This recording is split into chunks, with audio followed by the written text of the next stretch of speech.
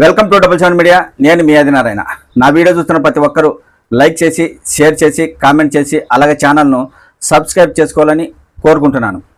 YSR Congress party అధికారంలో ఉన్నప్పుడు ration బియ్యం కోసం డీలర్ల దగ్గరికి వెళ్లకుండా ప్రత్యేక వాహనాలను ఏర్పాటు చేసి ఎండియూల ద్వారా ఇంటి దగ్గరికే వచ్చి రేషన్ సరుకులు అందించేవారు. అయితే కూటమి ప్రభుత్వం తాజాగా ఆ వ్యవస్థను రద్దు చేసింది. జూన్ 1వ తేదీ నుంచి డీలర్ల దగ్గరికి వెళ్ళే రేషన్కి సంబంధించిన సరుకులు ప్రతి ఒక్కరూ తెచ్చుకోవాల్సి ఉంటుంది.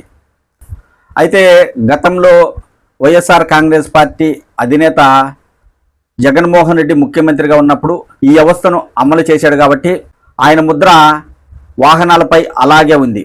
కాబట్టి కూటమి ప్రభుత్వం అధికారంలోకి వచ్చిన తర్వాత ఆయన ముద్ర లేకుండా యథావిధిగా గతంలో మాదిరి డీలర్ల దగ్గరికి వెళ్ళి రేషన్ సరుకులు తెచ్చుకునేలా కూటమి ప్రభుత్వం నిర్ణయం తీసుకుంది. అయితే ఈ వాహనాల నిలుపుదల వలన సామాన్య ప్రజలు ఇబ్బందులు పడతారా లేదా అంటే కొన్ని గ్రామాలలో మాత్రం తప్పకుండా ఇబ్బంది పడతారు.